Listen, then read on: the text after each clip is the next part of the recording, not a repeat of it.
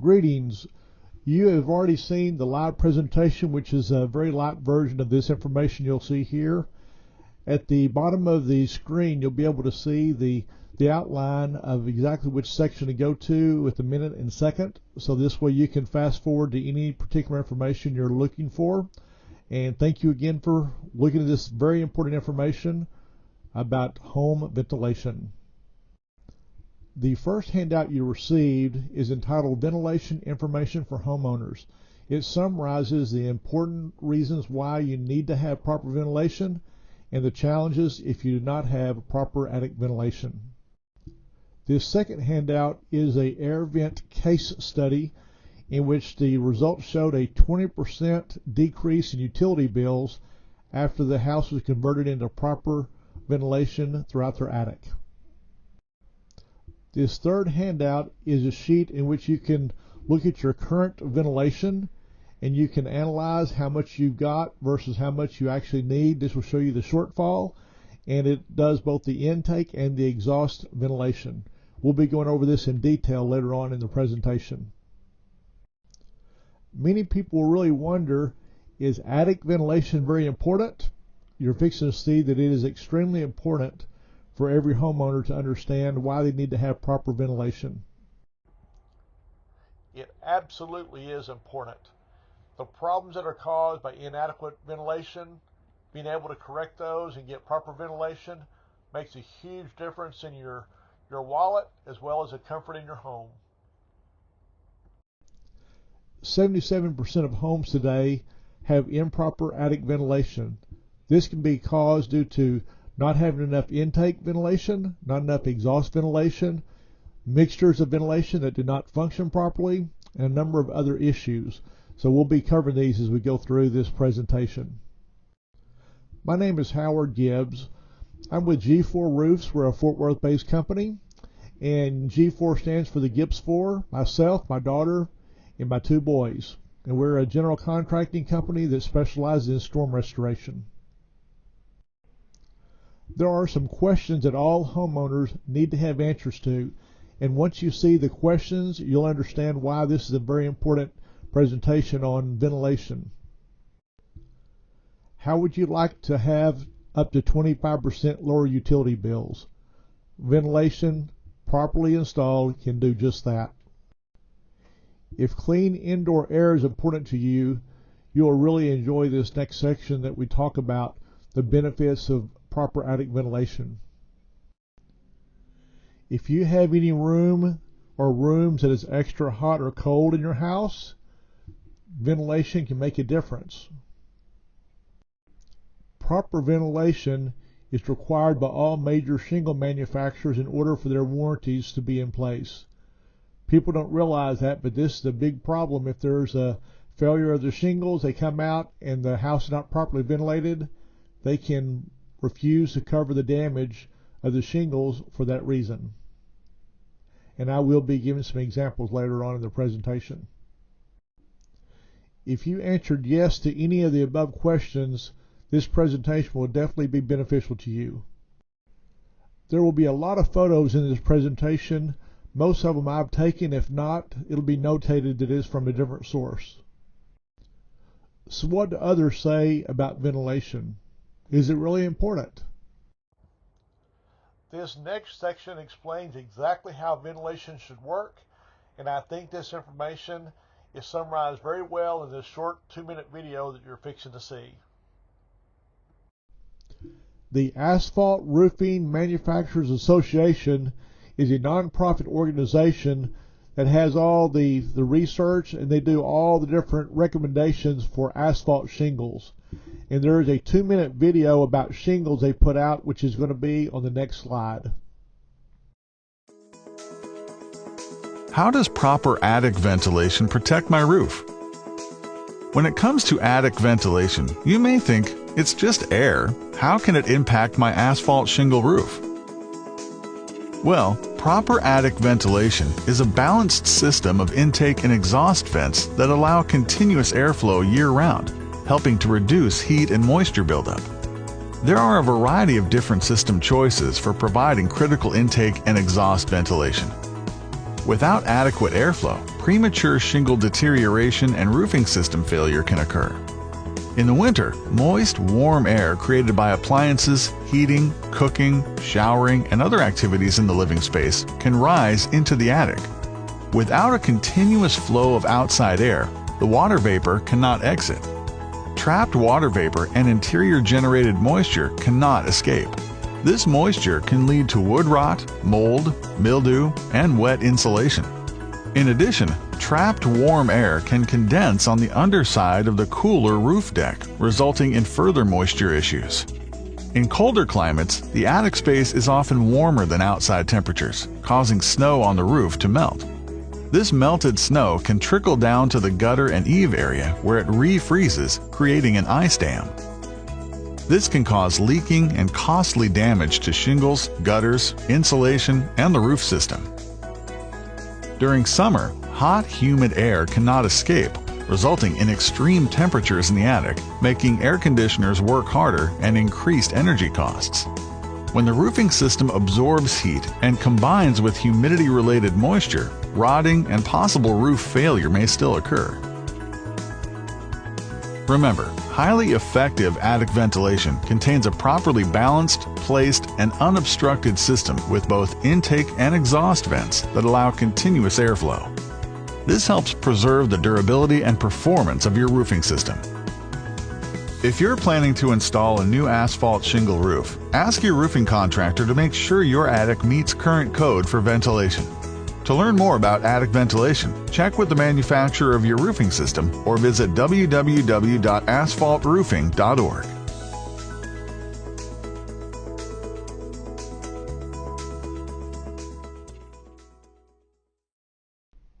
The U.S. Department of Energy states that ventilation is very important in an energy-efficient home, and you'll see some proof of that in just a few minutes. The Midwest Roofing Contractors Association had a really good article that talked about 5 key points regarding ventilation that can make a difference in the way the house functions. And ventilation is essential for the roof, not only in keeping the roof cool, but also in maintaining your roof's warranty. A balanced ventilation system means the same amount of air coming in through the intake vents that are exiting the roof through the exhaust vents. Very important to have that balance so you can have a properly functioning attic where you have 10 to 12 air exchanges per hour, which is the goal. Ridge vents are preferred if there's adequate ridge in order to get enough airflow out.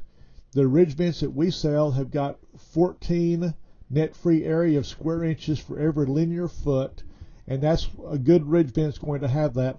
Another thing you need to look at for ridge vents, you need to make sure they're Miami-Dade approved, because Miami-Dade does extensive testing. They do 110 mile an hour wind-driven rain, and if a vent can pass that, that means in North Texas you're not going to have any problem with wind blowing rain through your ridge vent.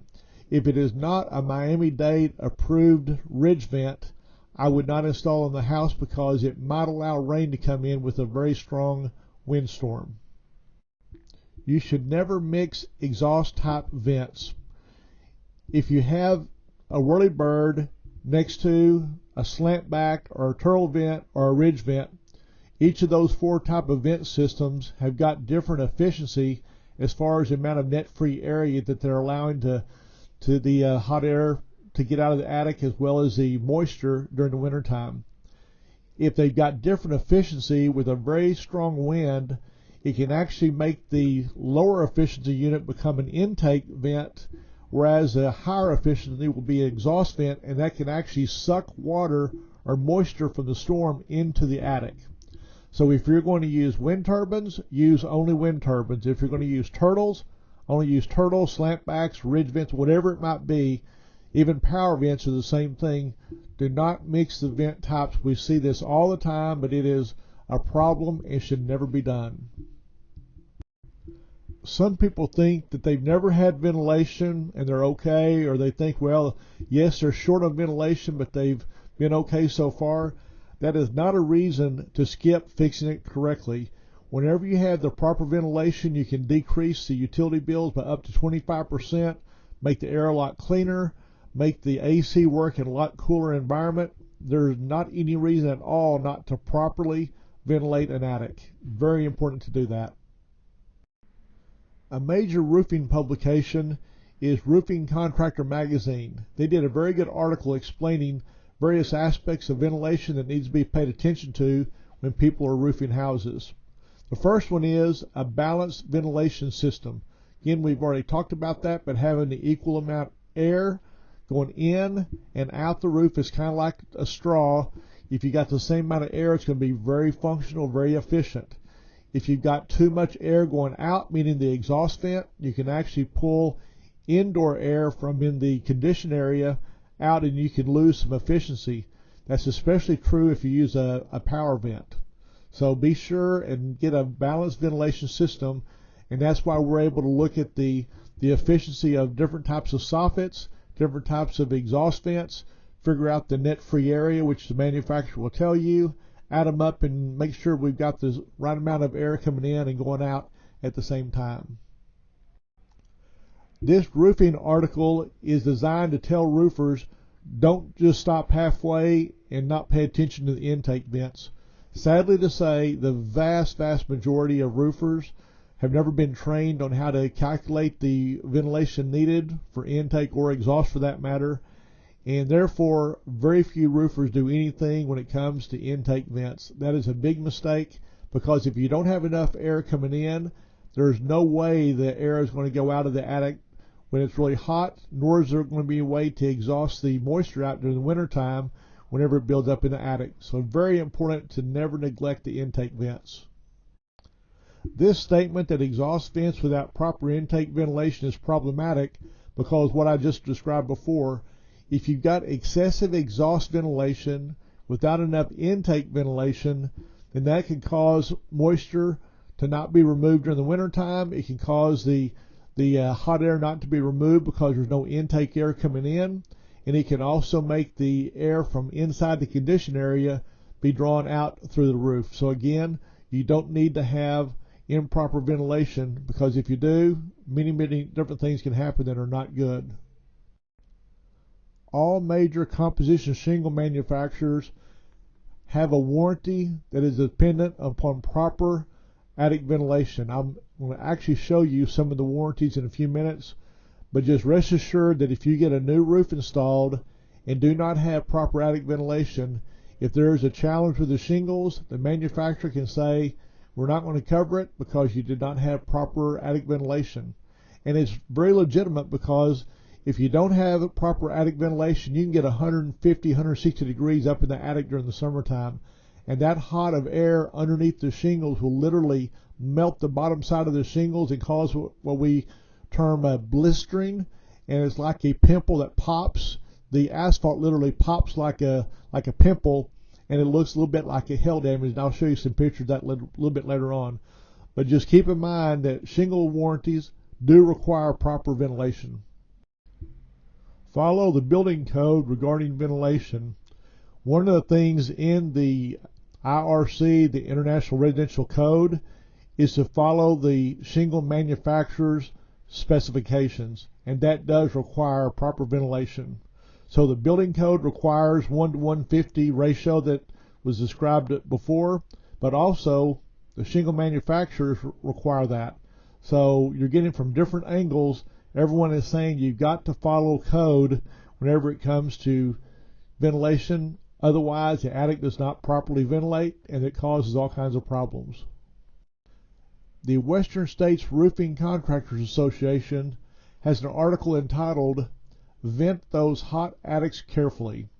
The first point is, more vents is not always better. Again, if you have too many exhaust vents, not proper intake vents, you can cause a problem with pulling the conditioned air out of the house. Mixing exhaust vents is a problem because, again, one vent can become an intake vent and one an exhaust vent, and that can actually draw rain into an attic if there's a very strong wind. So never mix vents. Always use the same type of exhaust vents on each section of the house. Roofers should always check the intake vents first. And as we're going to see later, you can't just count the number of vents and expect it to be an accurate review of how much air is coming in the attic.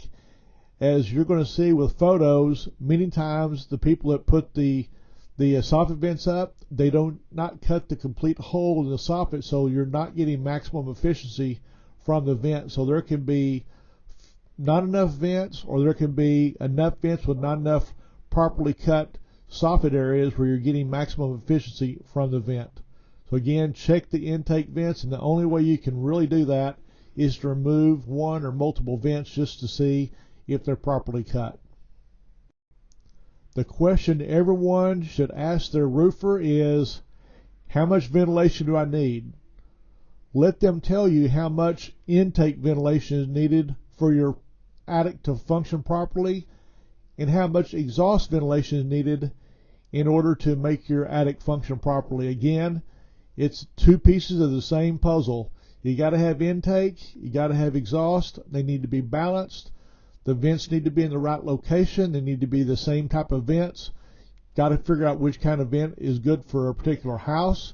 So there's a lot of moving parts. So if you ask a roofer how much ventilation is needed, if they tell you, well, you got enough, ask them, say, well, tell me exactly how much I need and tell me why I've got enough. Because if they don't do that, if they just replace what your insurance company says is up there right now, like, kind, and quality, that is not a good answer, because there's likelihood that the roofer beforehand did not install it correctly, and the builder that built it very well could not have done it correctly. I've seen entire neighborhoods where the builder completely messed up the ventilation on the entire neighborhood.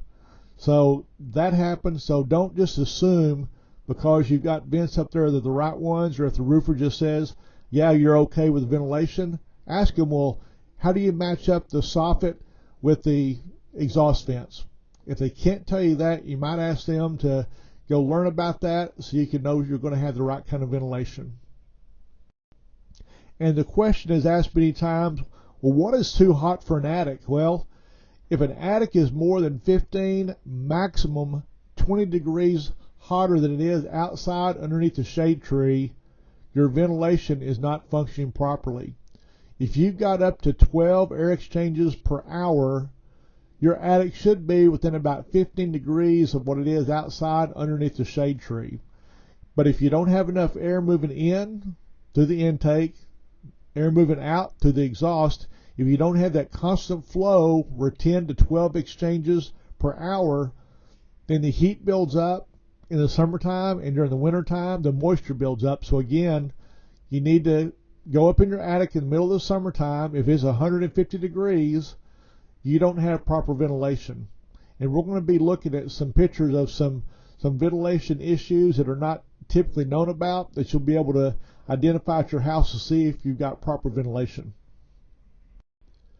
The NRCA, or the National Roofing Contractors Association, is the largest roofing group in the United States. They've got chapters all over the country. And they have recommendation for how to ventilate attics, and they say at 1 to 150 ratio, and of course that's what the International Residential Code says. So that is a standard for this part of the country. If you live up north, you can get away with 1 to 300 ratio, but in this particular climate, you must have 1 to 150 ratio. Again, that's for every 150 square feet of attic space, you need 1 foot of exhaust and intake split 2, so you need 6 square inches and 6 square inches intake and exhaust in order to function properly. Again, balance of ventilation with intake and exhaust. A balanced system is a properly functioning system. And on steeper roofs, and there is an actual formula we use with our computer model where we do the calculations, but for steeper roofs, you've got more cubic feet of air in the attic, therefore you've got to adjust the formula. So it's not just a 1 to 150 ratio, you've got to adjust the ratio upward so you get enough air movement if you got that extra steep roof. That also applies for an extra dark shingle like a charcoal. If you have our extra dark shingle, that's also going to require more air movement because you're allowing more air to come in due to the black shingle, which does absorb more of the heat. Also, the Roofing Contractor magazine has 5 different attic ventilation traps to avoid. The first one is being out of balance. Again, all these different organizations are saying balanced ventilation, and that's not an accident. It's very important to do that. Trap number 2 is focusing only on heat buildup. Keep in mind, heat is important, but what's even more important is getting the moisture out during the winter time. If there's not proper ventilation, that moisture from the 2 to 4 gallons of moisture that are produced every day with 4 people in the house, those 2 to 4 gallons of moisture, that vapor, a lot of it goes up into the attic space, and if that is not exhausted out, you can get mold. It can condensate, get on the insulation, compress insulation, decrease the efficiency. It can cause wood rot, cause all kinds of problems if people are storing things up in the attic. It can cause moisture to damage those. So very important not just to focus on the heat buildup, but be concerned about what happens in the wintertime as well. And one of the good things about a quality power vent is it will have a humidistat on there. So during the wintertime, if the humidity gets above typically 55%, which is where most of them are set, if the moisture gets more than 55%, they automatically turn on the vent to start pulling that excess moisture out of the attic. So it works without a solar power vent or a regular power vent, but those are the most effective ways of getting the moisture out during the wintertime. Trap number 3 is not taking responsibility for intake vents. Again, they need to be inspected very carefully. You need to know how many vents there are, what the net free area is, and make sure the calculations show you how many of those vents you need that are fully functioning and properly cut out vents. Trap number 4 is thinking 2 types of exhaust vents is better than 1.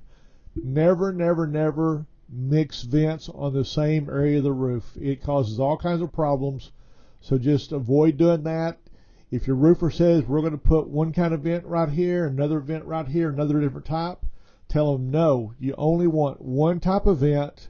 You want to make sure it's got enough net free area to properly ventilate your attic, but do not let them put multiple types of vents. And if they say it needs to be done, they're going against all the experts. It does not need to be done. And a lot of times when you get a new roof replaced, you've already got multiple types of vents. So when that happens, you need to tell the roofer, I want you to figure out the very best type of vent for my particular house, how many I need to get proper exhaust ventilation, because I only want one type of vent. But never mix types of vents, because it can short circuit, and I'll explain that a little bit later on, but it can cause short circuiting, and it can also cause one vent to become an intake and one to become an exhaust vent, which means it's going to literally suck water into your house with a very strong wind-driven rain. So just say one type of vent per section of the house. A roofer should always get up in the attic to see how the attic is constructed, see how the insulation is, see if there's any special gaps between the conditioned space and the attic. All these things are important to understand how the ventilation works. Sometimes attics are separated. You need to make sure if there's any kind of separation that the areas are properly ventilated on each one. In some houses, you actually need to create a separation in order to get proper ventilation.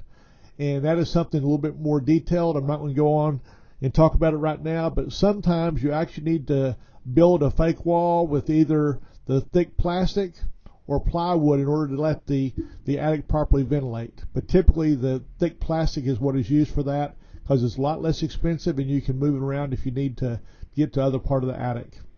But bypassing attic bypasses is a problem. If these ventilation goals are kept in mind whenever the system is being designed, it can make the house function a lot better, because if the attic is functioning properly, meaning it's getting the heat out during the summertime and getting the moisture out in the wintertime, it's going to make the entire house function a lot better. So these following ventilation goals are very important to keep in mind whenever ventilation is going to be considered on a roof. Our goal is to have the attic from 10 to 15 degrees hotter than it is underneath the shade tree outside. That is what our goal is. If it ever gets more than 20 degrees hotter than it is outside, there's a problem with the ventilation. You either don't have enough intake, you don't have enough exhaust, or it's not balanced. So if you go up in the attic and it's 140 degrees, there is a problem. You need to get someone to check your attic out to make sure there's not any kind of blockage of the soffit vents, or make sure that the exhaust ventilation is working as well. Having adequate air exchanges per hour is a key. If you've got the 10 to 12 exchanges per hour, you're going to properly cool the roof in the summertime, and you're going to get enough moisture out during the wintertime to prevent mold and other problems that are caused by excess moisture from buildup during the winter months. This is an example of condensation built up during the wintertime whenever there's not adequate ventilation. This condensation is going to end up dripping down, getting on the insulation, and it compresses the insulation. Of course, that reduces the efficiency, but it also can cause mold, cause mildew, cause all kinds of problems up in the attic. So you need to have that air moving, and that's why you should never ever block any kind of ventilation during the winter time, which we'll talk about that at the end of the presentation. If you want to decrease utility bills, you need to have the proper ventilation, because heating and cooling account for nearly 50% of the energy consumption in the average U.S. home. So if you can have that attic functioning properly where you get that heat out during the summertime, that is going to make a huge difference in the energy bill, up to 25% decrease in energy consumption. Now let's look at the many benefits of proper attic ventilation. The decrease of utility bills is one important reason to have proper ventilation. This study shows a 20% savings once this Mansfield house is properly ventilated. This study, conducted by AirVent, which is a huge manufacturing company for all different types of ventilation products, found that a 25% reduction in the utility bill was gleaned after getting the ventilation corrected on this house. Proper ventilation improves comfort in the house in two primary ways. If the attic is not properly ventilated, and that means there's an extremely hot or extremely cold attic, if you don't have proper insulation over a room, that can cause that room to be extra hot or extra cold. Another culprit in that can be missing insulation in the walls. I am a certified thermographer, and I do insulation surveys to scan the exterior walls of a house, and I've seen $1 million plus house that had multiple areas where the entire stud cavities did not have insulation. That is caused by someone not overseeing the people that are supposed to be installing insulation. They put sheetrock up there and nobody knows it because it's not seen by the naked eye. So again, having properly ventilated areas is very important, but if you have areas beyond that that need attention, with an infrared camera you can very quickly see where the insulation is missed, and then of course we can put insulation in those areas to make the temperature a lot better in that particular room. Another way that the proper ventilation improves the air quality is by being able to get the air moving out and exhaust it out. The air quality index rates from 0 to 500, and if you can get the air moving out of the attic, it takes things out. It takes the dust and all out of the attic a lot better. So if you can have better ventilation, you are going to have better air quality in the home. And since we are storm restoration specialists and we do a lot of shingle replacements, this next section is very important. Increasing the life of shingles up to 24% by properly ventilating the attic. And we're fixing to look at some examples of how that actually happens. This article by Paul Skelsey explains the impact of attic ventilation on shingle life. Here's an example of blistered shingles as caused from excessive heat buildup underneath the shingle. What happens whenever the attic temperature gets 140, 50, 160 degrees, it literally cooks the shingles from the bottom side up through the decking, and the shingles get so hot, the tar gets so hot, they cause little bubbles that end up popping like a pimple, and it looks like this. It looks like hail damage. It's not, but this kind of damage, see this all the time, and it's because the attic is not properly ventilated, and this will void the warranty on shingles. Here's the close-up of what a blistered shingle looks like. Literally ruptured the tar, and it's got a little indentation in it. Water can go in there, so that is a big problem. Here's another sample. You can see that whenever that tar bursts, it literally knocks the granules off, so now you've got an exposed area in a shingle. And here's a final picture of a blistered shingle. As a trained insurance adjuster, I was trained on how and why to encourage customers to get Class 4 hail-resistant shingles. And the sales pitch from the adjuster to the customer is, well, if you'll get a Class 4 hail impact resistant shingle, then you'll get a very good discount on your premiums from the insurance company. Well, that is true. What they failed to tell you as an insurance adjuster is that if you get a hail impact resistant shingle, typically there is what they call a cosmetic waiver endorsement that is included with that policy, meaning that if the very bad hailstorm comes through, if it knocks the granules off of the shingle but it does not break the mat, what they'll call it cosmetic instead of functional damage, then the insurance company can deny the roof. I have seen roofs that have been blasted by a very bad hailstorm, but it did not break the mat, which is a SBS mat, which most of the Class 4 shingles are.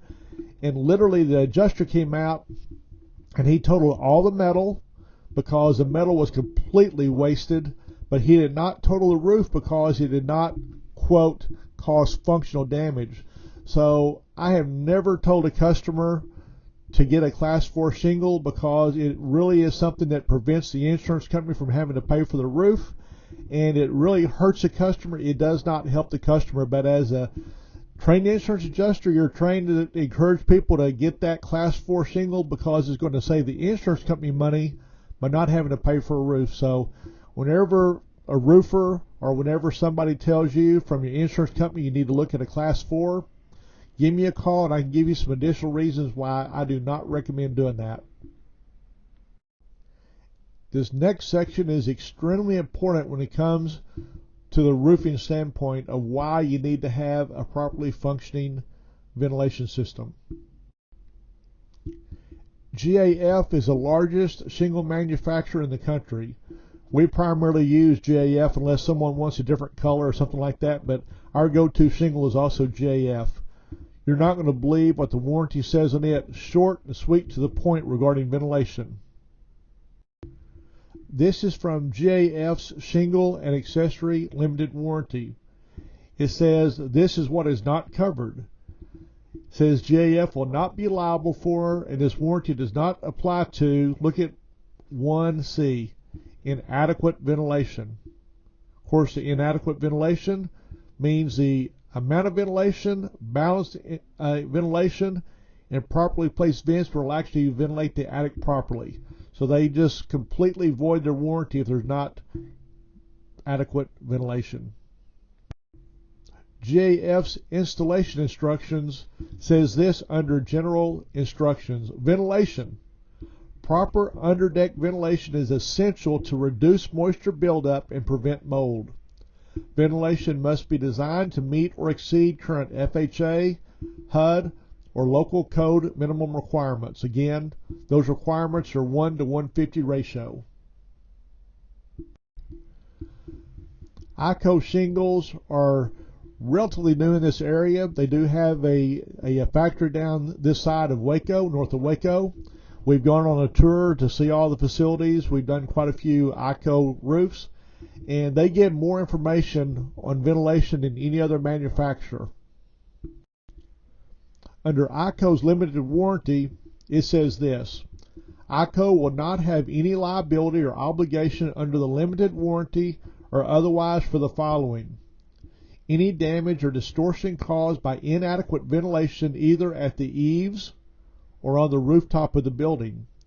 This includes failure of ventilation caused by blocked, non-operative, or defective vents, or any other condition that renders a ventilation system ineffective. Roof system ventilation should meet local building code standards for total vent area. Ventilation must also be distributed evenly between the rooftop and the eaves of the building. This warranty explains everything that we've been talking about.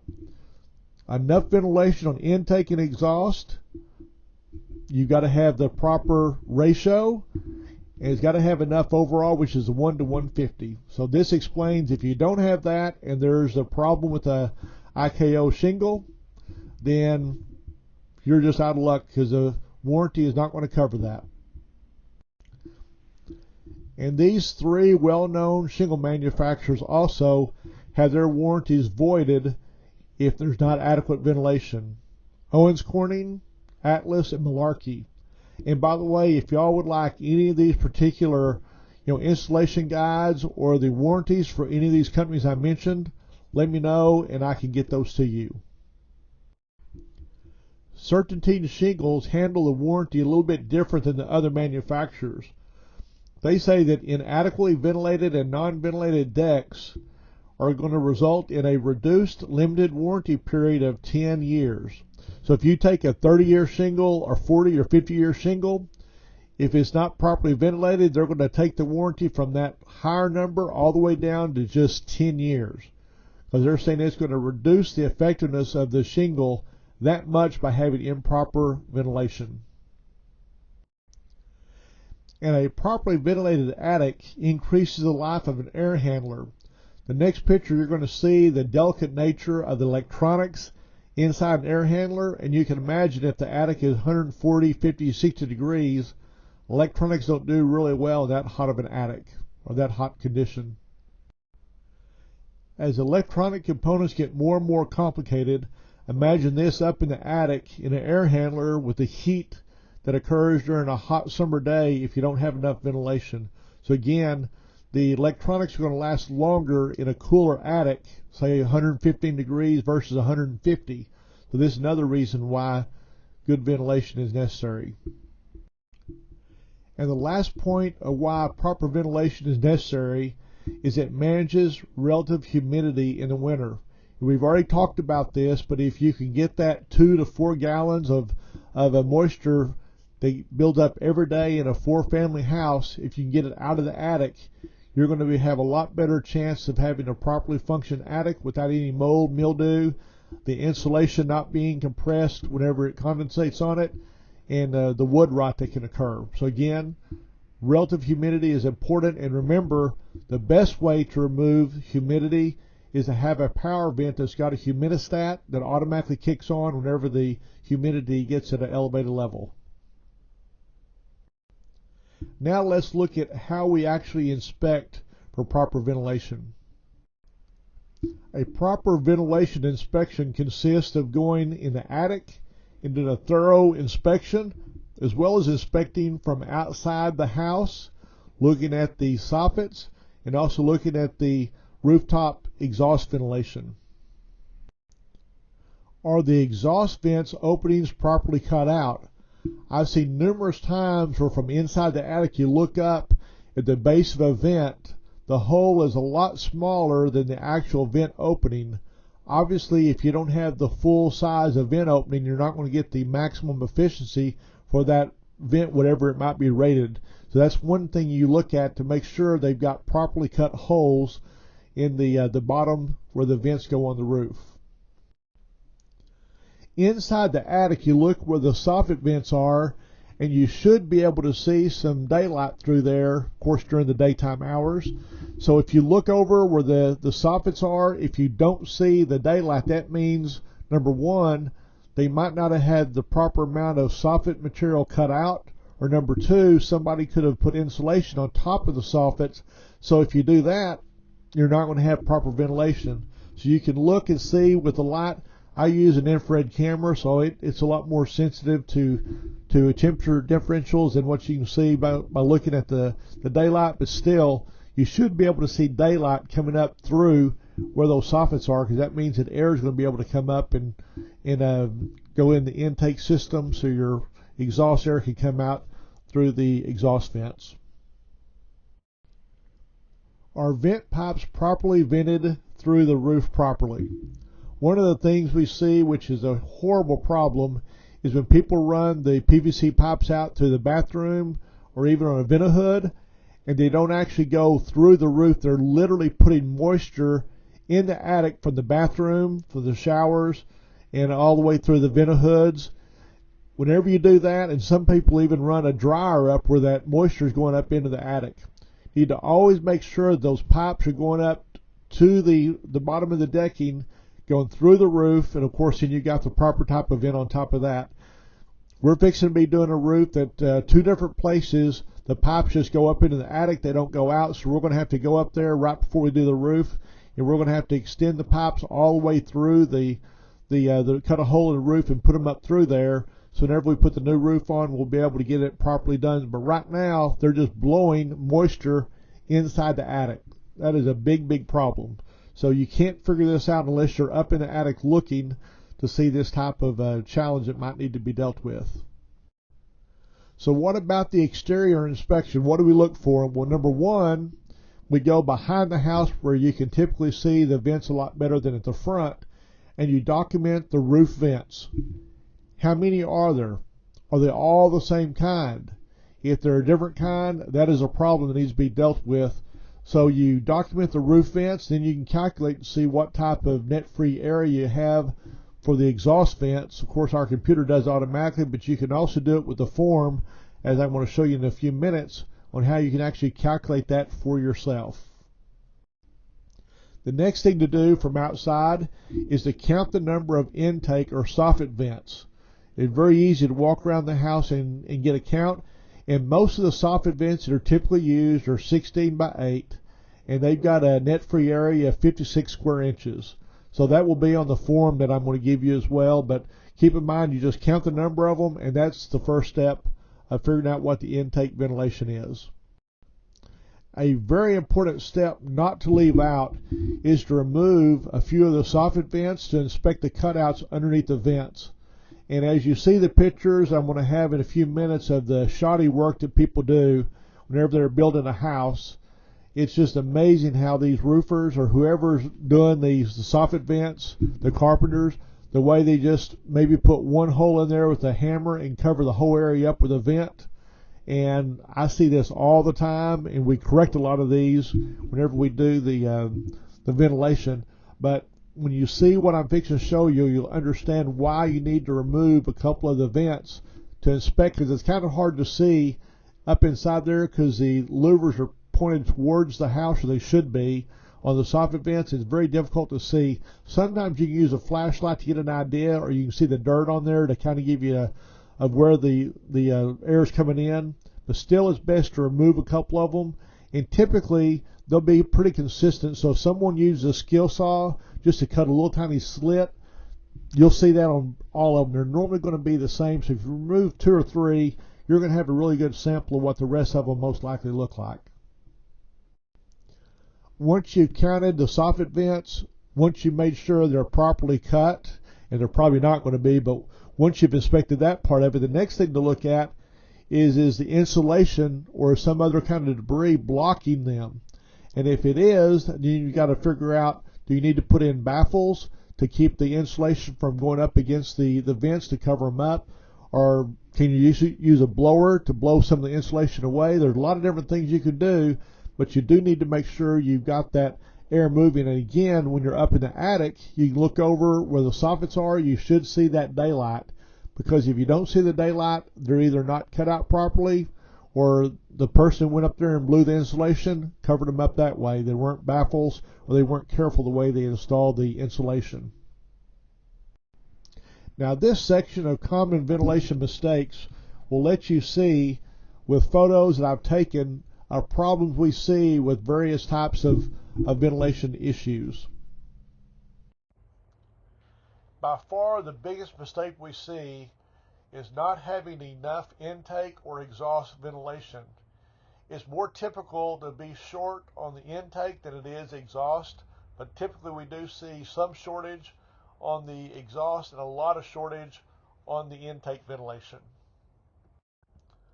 I think the best way to see the way ventilation shortages occur is to look at actual examples. These next few examples are roofs that we have replaced and ventilation we've had to work on.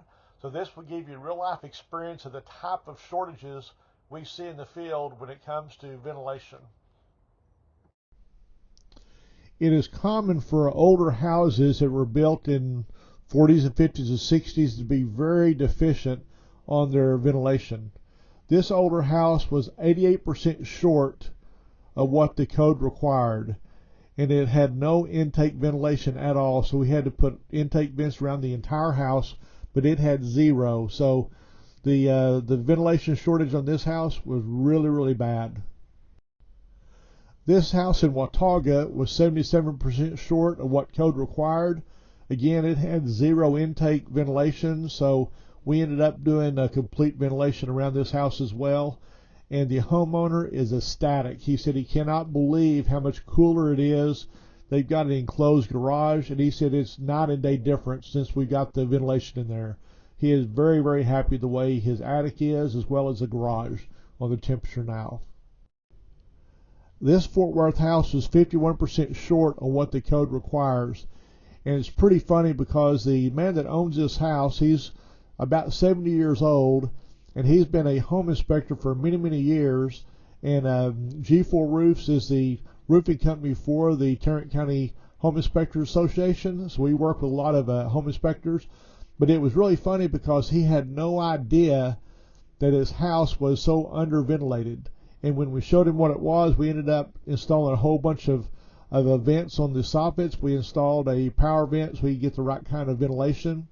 But he could not believe how underventilated his house was. But even though he's a home inspector, that is not something he commonly checks on, but I think he'll start doing it now. This is one of our customers in Plano, and even though he's just 29% short on what the code requires, that is assuming the soffit vents were fully cut out. You'll see a picture in a minute of a soffit vent that had one hammer hit through the soffit and a 16-inch by 8-inch soffit vent put on top of it. So this is an example of a very nice home where whoever did the ventilation, they did not pay attention to what they're doing. On the soffit side, they just put a small hole up there and covered it up with a vent. So you'll be surprised when you see this one. This is one of our customers in Fort Worth. It's pretty close to the TCU area. They're 62% short on what the code required, but even more importantly, this house had ridge vents on it. And whoever put the ridge vents did not calculate what they're supposed to be. They were very underventilated, not just on the intake. They had more on the intake than what you'd expect, but the exhaust vents with the ridge vents were way underventilated. So we had to go power vents on this particular house. Now this Plano house, it was 35% short. And what you're going to notice is some of the newer homes, they are doing a little bit better on the ventilation than the older ones, but still over a third short on ventilation definitely needs to be taken care of to bring them up to code so they get the maximum efficiency from their ventilation. Now this is a Colleyville home inside a gated community, and you can see it's a very, very nice house, but it happened to be 65% short on what code required. So we installed multiple power vents on this house. We completely redid the soffit vents, which were way, way short. So we're going to make a huge difference this coming summer whenever he goes in there in the attic and sees the difference of the temperature. So it's going to make a tremendous difference on that. Now this house in Azle was a little bit unusual. This too is one of the home inspectors I work with. We did his roof, but he was 30% short on what the code required, but he really had no option to do any better than that because the way this particular roof was designed, he had as many whirlybirds as he could up there at the peak of the roof, and he can't really tell it that well because of the trees, but there was no way to get enough ventilation with whirlybirds. So what we did is we put a 65 watt, the most powerful solar vent you can, and that one giant solar vent on the back of his house is going to completely ventilate the attic. Very, very powerful vent, but this particular house, you could not put enough passive vents on it. So we did the 65-watt solar power vent with a lifetime warranty. And we also redid all of his soffit vents because they were all incorrectly cut as well. So we had to replace all the existing ones, recut out the hole properly, and then we installed a few new ones so we'd have enough ventilation. Now we're going to look at some pictures of mistake number 2, which is mixing the multiple types of exhaust vents that causes short circuiting. This is another article from the Midwest Roofing Contractors Association talking about mixing exhaust vent types. Is it a problem? And let me explain what short circuiting is. We're going to be looking at that, so let me explain what it is with the example I'm sure you're going to understand. If you've ever had a straw that you've been drinking your cola out of and somehow the straw gets bent, it gets a little tiny slit in it, whenever you try to suck that drink up, you can hear the air coming in, but you don't get the liquid because it's got a cut in it. It's got a short circuit. So basically what happens if you've got vents that are at the top of the roof and then you got another vent that's lower down, maybe halfway down the roof, those top vents are not going to be withdrawing the air out. It's going to short circuit through that lower vent. And the same thing happens if you've got different types of vents. So it can be because you've got vents at near the ridge. It ought to be about a foot and a half away from the ridge is where the vent should be. And also, some people put the vent halfway down the slope of the roof. I don't know why they do that, but that's a really big problem. Both of those things can cause the short circuiting, just like that straw you can't get your cola through. Those top vents are not going to be pulling that air out like it ought to, so never allow them to put vents halfway down the roof. And we work with people whenever they've got that. We actually take off that take off that vent, and we put a piece of decking there and put shingles there. We cover that up because you don't want to short circuit the ventilation system. So these articles are going to explain some of the challenges of what short circuiting can do, or if you've got the various types of roof vents in the same roof. The first reason you do not mix exhaust vent types is it causes improper airflow dynamics. The engineers have figured out how the air needs to go from the soffit area on the intake up through the roof, and they've actually got formulas they can look at and see what the airflow dynamics should be, and if you don't have that, the challenges that it causes.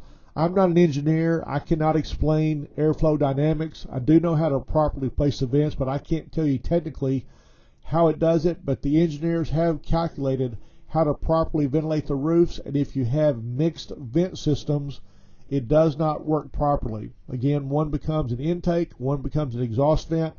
You get the short circuiting, so you don't get the air from the lower part of the roof pulled out through the traditional vacuum, so that is a problem. So this is the first challenge to having multiple types of vent types on the roof. The inefficient airflow again is caused from short circuiting. You're not getting that complete pull, just like when you're trying to suck that cola up the straw and it's got a little pinhole in it. It simply does not function properly. So again, the airflow is greatly reduced if you've got different types of vents or if you've got one halfway down the roof slope. And this is a huge one. Again, the weather infiltration. If the exhaust vents can become an intake vent and draw water into the attic through the short circuiting ventilation, you can actually be actively pulling water into the attic during a very bad storm. So again, if you got the different type of vents, you need to get those removed. Have someone that knows how to calculate the proper number of vents and the best type for your house, and go back with one type of vent. We switch out all the time these multiple types of vents into a single type, and it makes a big difference in the way the attic performs. And we've talked a lot about short circuiting, but this is an article from the Roofing Contractor magazine about short circuiting, what causes it, and how to correct it. And this is the way they define short circuiting. Short circuiting refers to the mixing of various types of exhaust vents in the roof above a common attic. Again, just don't do that. Go to the back of the house, look at your house. If you've got multiple styles of exhaust vents, you're likely going to have some short circuiting. So you need to get that resolved, or at least the next time you get a new roof, you need to tell the roofer Whatever you do, I want the same type of ventilation on the roof.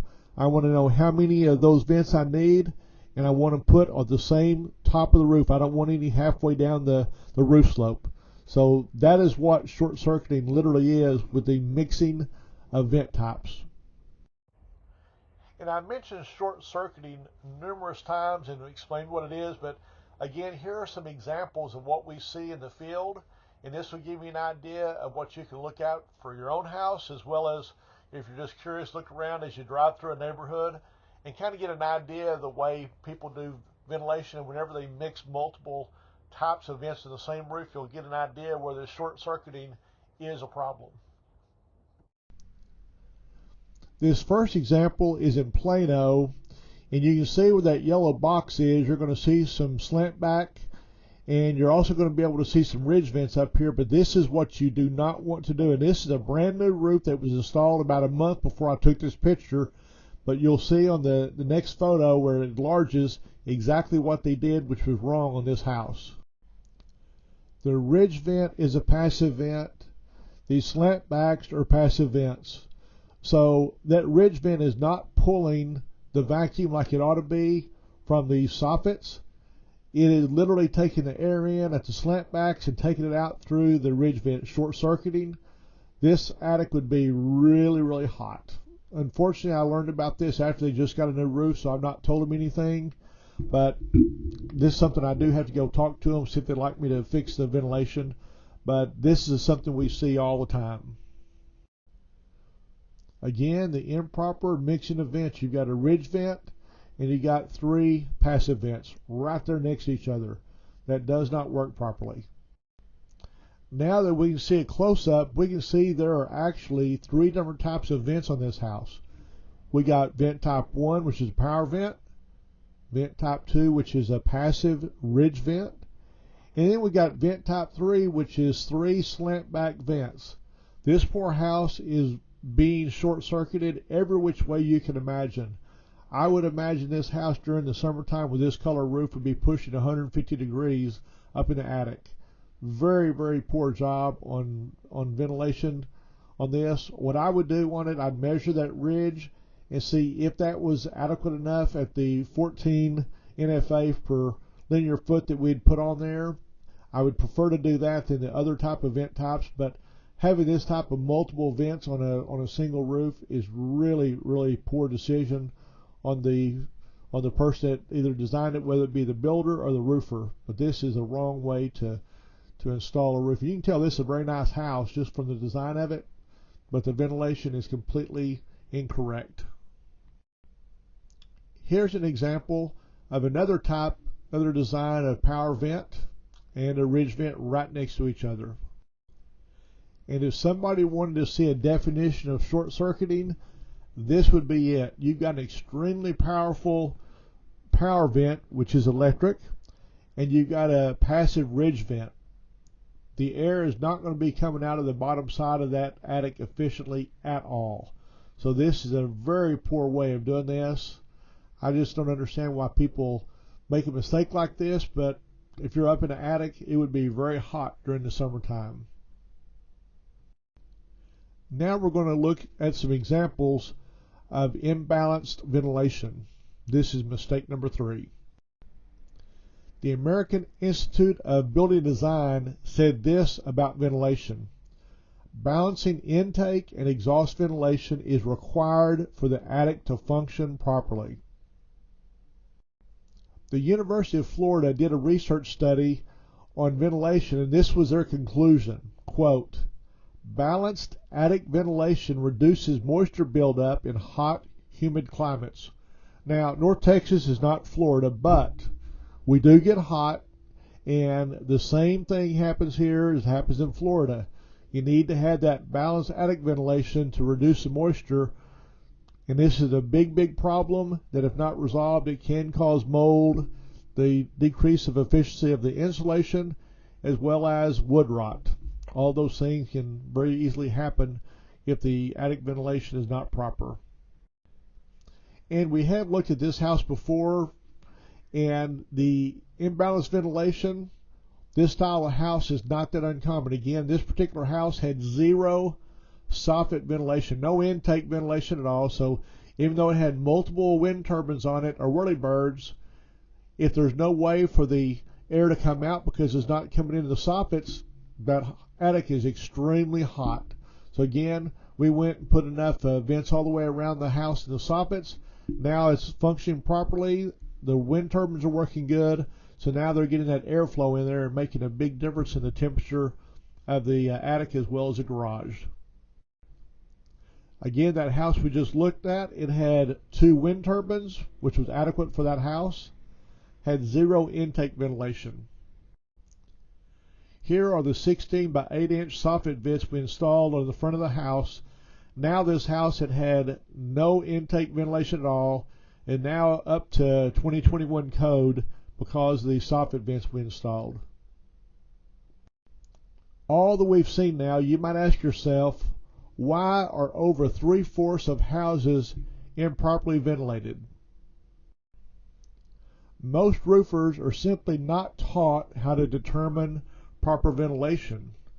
And for many years, whatever the vents were on the house, I installed the same things because I too was never taught about ventilation until an infrared expert that I work with the thermography. He told me about the ventilation. I started doing some research on it, and now I do a lot of ventilation work. But for many years, since I never had been taught, I never looked at the soffit vents because they're not part of an insurance claim, so I don't do anything about it. But that's greatly changed now from what I've learned. But most roofers are not taught about intake ventilation. They're not taught about how much ventilation is a whirlybird versus a slant back, a box vent. It doesn't matter. They're not taught, so they don't know how to calculate it. They've got no clue of what should be up there for the ventilation. And whenever you're not taught that information, you just go back with like, kind, and quality, whatever the insurance pays for, that's what you put back on the roof. So that's why there's so many improperly ventilated houses, is because the roofers aren't trained on how to determine how much ventilation you need and how to properly ventilate the house. And this is what nearly every roofer does. They're going to do like, kind, and quality replacement, so wherever the house had before the hailstorm hit it, they're going to put back the same thing, because that's exactly what the insurance is going to pay. So if the house was improperly ventilated before, when they get that new roof, it's going to be improperly ventilated again because nothing was done to alter the exhaust, and most likely not anything to do with the intake. And I know roofers have been doing roofing for 35, 40, 45 years, and they don't do anything with the ventilation. They just put a roof on the same way it was. They might upgrade the shingle, but they're not going to do anything with the ventilation. And to me, what I know now, that is something that I never will do again. I'm always going to tell my customer, this is what you need. In fact, we just got through doing a roof for a man. He had 2 whirlybirds. For the insurance summary, I analyzed everything. He actually needed 5 whirlybirds. Well, there was no way to put 5 whirlybirds up there. There was not enough room the way his roof was designed. So what I did is I calculated exactly what the net free area was needed for his house, and I designed the exact right size of a power vent, a solar power vent that had a lifetime warranty. So I did a free upgrade for that, did away with the wind turbines, and now he's going to be properly ventilated. Now I've got to do the intake with the soffits because they were improperly cut out, but at least the exhaust is ready to go. And then in another 3 or 4 months, when he's got some money, I'll come in and I will do the intake. If I don't get the insurance company to pay for it, I am trying to get them to pay for them, and sometimes I'm successful by using the code and various terms we're able to use where we can get the insurance company to pay for both the intake and the exhaust. Sometimes they do, sometimes they don't, but nonetheless, we'll end up fixing them right whatever happens on the job. I've been guilty of replacing like, kind, and quality for a long time. Fortunately, my mentor of about 20 years in thermography with the infrared work that I do, he's an expert on all things to do with the ventilation and the way the houses function, and he turned me on to the ventilation idea, and since then I've been studying it and perfecting what I've been doing. But had I not been a thermographer, I would have most likely never learned about ventilation and the need to properly ventilate the house. So I'm not throwing stones at other roofers in a mean manner at all, because I was that roofer before I learned the proper way to do ventilation. So what I recommend you doing, whoever you choose for your roofer, ask them, please explain if the ventilation I've got is correct. If it's not, what do I need to do on the exhaust ventilation? And also, what I need to do on the intake ventilation. Do I have enough soffit vents? Are they freely cut open like they're supposed to be? Do I have a balanced attic ventilation situation? If not, tell the roofer, please study up on this and fix my roof where it will act properly, so it will allow the air to leave. I'll have the proper intake ventilation, and my attic will be functioning as it's supposed to, where I get that 10 to 12 exchanges per hour and keep it within hopefully 10 to 15 degrees of the temperature underneath the shade tree out by your house. So ask your roofer, show me why it's right, show me which vents are proper for this, show me where they need to be so I can have a properly functioning attic. And if they do some research, anybody can figure it out. I figured it out. I've taken a lot of courses and things like that to learn about it. But any roofer can figure this out if they spend the time and effort on doing that. And you deserve that for your new roof, so you can have a properly functioning attic, and you can have all the benefits of a properly designed and maintained attic ventilation house. So now I'm going to summarize what happens in the summertime in a hot climate such as ours. This graphic shows what happens whenever you've got a house that is not properly vented. On the left-hand side, you can see that super hot attic at 150 degrees. You can see that heat is going to work its way down into the living space, which is 80 degrees in there. And when you've got a situation like this, you've got that super hot air in the attic that's going to heat up the inside, where you got to run the air conditioner constantly. And look at the moisture. The moisture build up because you're not having the proper ventilation.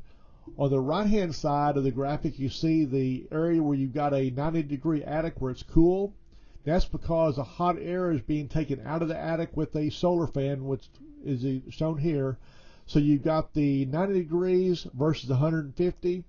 On the right-hand side, you got 70 degrees down in the house, because you've got that attic fan which is actively pulling the heat out of that attic. So this is how you look at the difference between a non-vented roof versus one that's properly vented. And I believe that the absolute best, if you cannot do a ridge vent, if your house is not right for that, the power vent, specifically the solar power vent that's lifetime warranted, that is the ultimate way to make sure that the heat is out in the summertime and the moisture is out during the wintertime. Very, very important to do.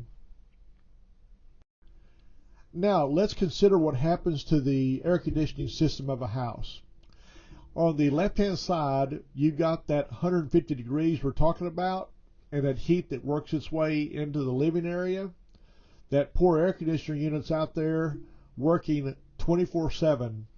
We've seen places where during the daytime the AC never cuts off because it never catches up. It cannot deal with the heat that's coming from that hot attic that's going into the living area. On the right-hand side, again, you look at what happens when you've got a power attic fan. Now you've got that air actively being pulled out. You've got a 90-degree attic instead of 150 degrees, so now your AC on the right-hand side, it cycles on and off like it is supposed to. So it makes a huge difference not only in the utilities but also in the longevity of the air conditioning system. And if you've got properly ventilated attic, the next time you have to replace your air conditioning system, a lot of times you can even step down to a smaller tonnage unit because you don't need as much AC, because you're able to get that extremely hot air out of the attic through the power vent, so you don't have to work so hard with the air conditioning system. So what about the winter time? We've talked a lot about the winter attic conditions, so let's look at a couple of graphics to explain that. Humidity is nothing but water vapor that's present in the air. And we can see here the very dry, normal, and humid. And we're going to see how that is impacted by the way the house functions with ventilation. This article from the Midwest Roofing Contractors Association regarding why you need to ventilate the attic due to moisture in the house is actually from an article from the Moisture Control in Buildings by Heinz Treckel. So this study showed that a family of 4 on average is going to generate 2 to 4 gallons of water vapor per day. You got, of course, your dishwashing, your cooking, your showering, breathing, perspiration. 2 to 4 gallons of water a day. The vast majority of that ends up going up, working its way into the attic. So if it's not removed, you get that excessive humidity.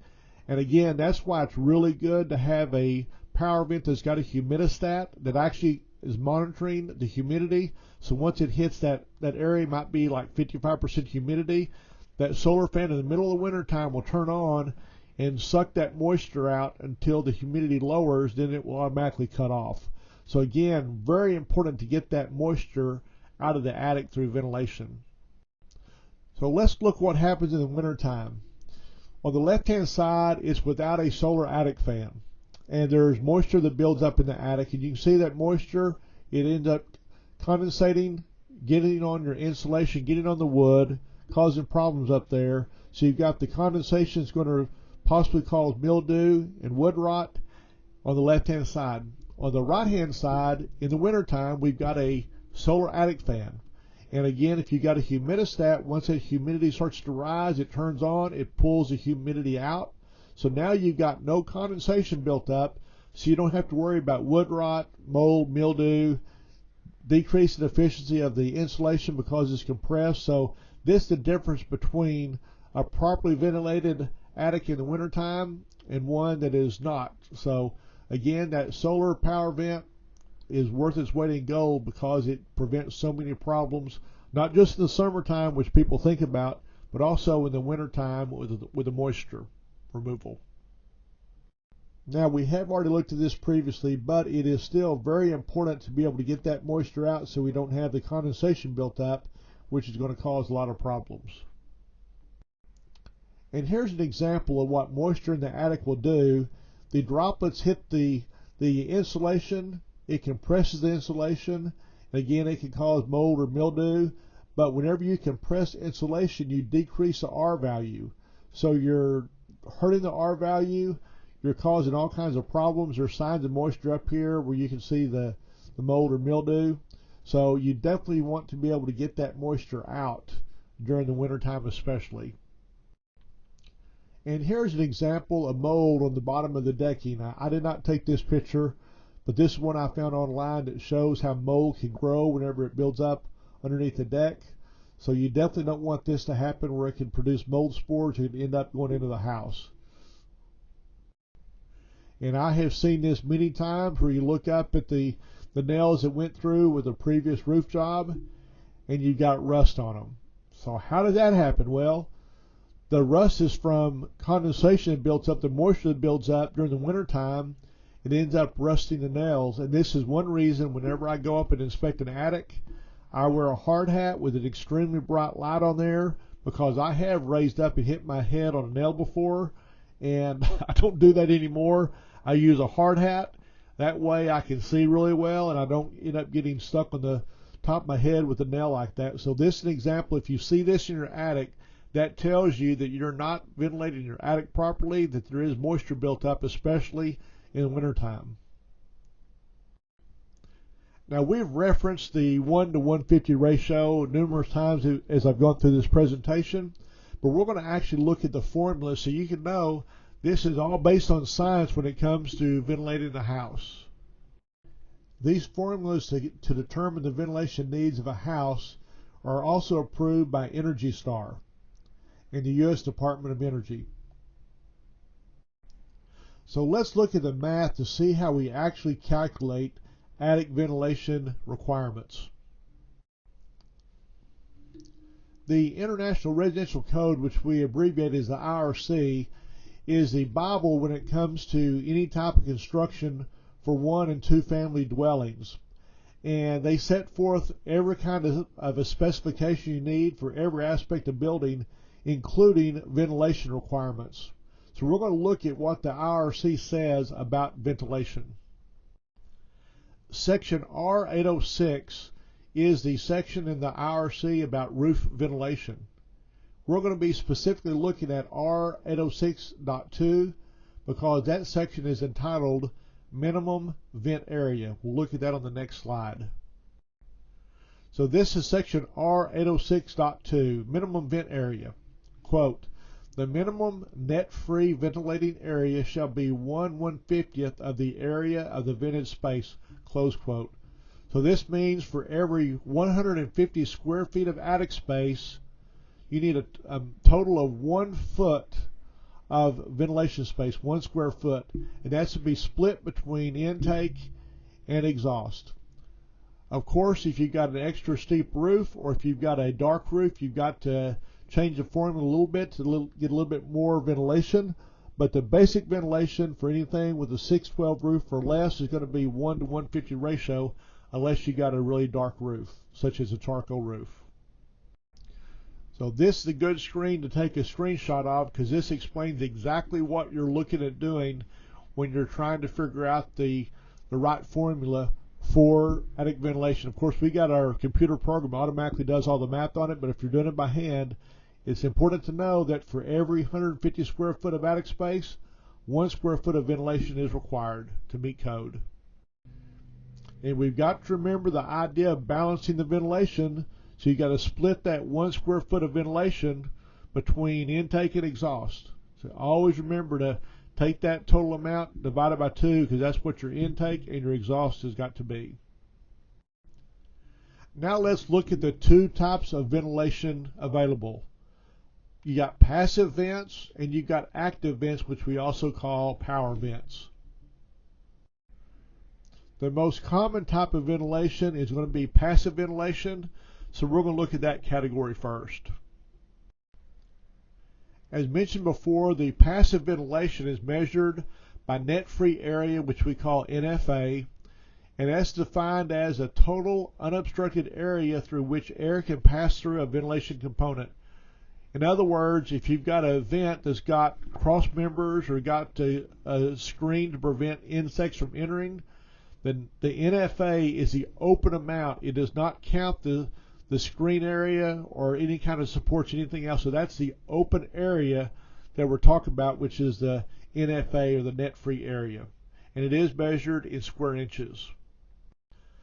So if we're able to determine the net free area needed for the proper ventilation of a house, we can look at what the individual vents are as far as their rating for NFA, and that allows us to be able to determine how many vents of a specific type are necessary to meet code for the attic ventilation. And this, again, we've seen this picture before. This is the passive exhaust ventilation. All these vents you see on both elevations of the roof, but that is also a problem. One of the things that I've not gone over yet is you're not supposed to have vents on both sides of a roof. Again, you get the short circuiting done that way. You're supposed to have it on one elevation, but not on the left and the right like you see in this picture. So they should have, if this is the type of vent they're going with, if they calculated it and they need that many total vents, they ought to have twice as many on the left or the right, either one, but they do not need to have it on both sides of the ridge. You never do that, or you should never do that. But let's look at the passive ventilation now. Now here's the NFA of various exhaust passive vents. Keep in mind all manufacturers are going to have maybe a little bit variation in the NFA on them, but this is basically what you have. For the ridge vent, you'll have 14 to 18 NFA depending on which one you get. The little box vents you're looking at, they're about 50 NFA. The slant backs, which is the right one, is 60 NFA. The wind turbine, we all know about those. Those are 120 NFA from a passive vent status. Now keep in mind, a whirlybird, as it turns, is going to actually create a vacuum, so it's actually more effective than the 120 NFA if the wind is blowing. Now I've contacted Lamonco, which is the main manufacturer of wind turbines. I've contacted them multiple times to tell me at 10 miles an hour, 20 miles an hour, what is the NFA, how much does it increase the movement of air being pulled out at various wind speeds. They have never answered that question, so I know it improves it some. I do not know how much it is, but whenever we're calculating the needs for a house, since I don't know how much more effective, if it goes from 120 to 130 to 140, I don't know. So whenever I'm calculating the needs, if someone wants wind turbines, I always calculate it at 120. That way I know it's going to be at least 120, that much of an open area. The bottom middle, the 144 NFA, which I call a turtle vent, that's the most effective of any type of passive vent because it's 144 NFA, period. Don't need air movement. That's just what it is. The 17 to 118 you see over there, these type of vents, I don't like them. They're not efficient. They vary greatly in the efficiency. So my favorite of all the passive vents is the ridge vent, if it's possible, if you got enough ridge. If not, the 144 NFA, the round vent or the turtle vent. Those are my two favorites. Here is another article from the Roofing Contractor magazine. It says, what good are attic exhaust vents? They're not without proper intake vents. And this article is specifically about if you're going to have exhaust vents, you got to have that air coming in through the soffits. If you don't have the correct balance vent, you're not going to have a properly functioning attic as far as the ventilation. So again, exhaust vents are great, but if you don't have intake vents, they're very ineffective. So you got to make sure both of those are functioning properly. So now let's look at some different styles of passive intake ventilation. This particular vent is a hardy board soffit vent, and it's got pre-cut slits in it. So you put that soffit up, it's already got the vents in it. There's nothing you got to do. Now it will have a screen on the top side of it so bugs can't get up there. But this is a very unusual type of soffit vents. You don't see these very often. But this is a style, if someone's got the hardy board on their house, this is one option that they can have. The picture on the right is what most people think of when they think about soffit vents. This is an 18 by 6, a standard that we typically use if there's enough width in order to use it. This one, we did this before they were painted, but this is the way they should look. Of course, we calculate how many you need, and then we design them to go the proper way around the house. But this is what you typically see. And always the louver should be pointing inward so wind-driven rain cannot get up in the attic. But again, looking at these, trying to see if they're blocked or not, or if the cutout's big enough, very difficult to do. That's why you need to remove a couple or three of them to make sure you're looking at what type of opening they've got. Because if they don't have the full opening, and what we typically do, we remove all the old ones because they do have a fine mesh that ends up getting blocked with dirt.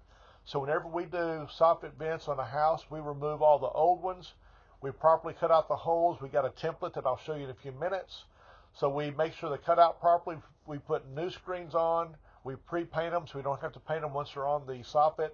So a lot of people like to have the paint match what they've already got. Some people don't care, but we normally do paint them.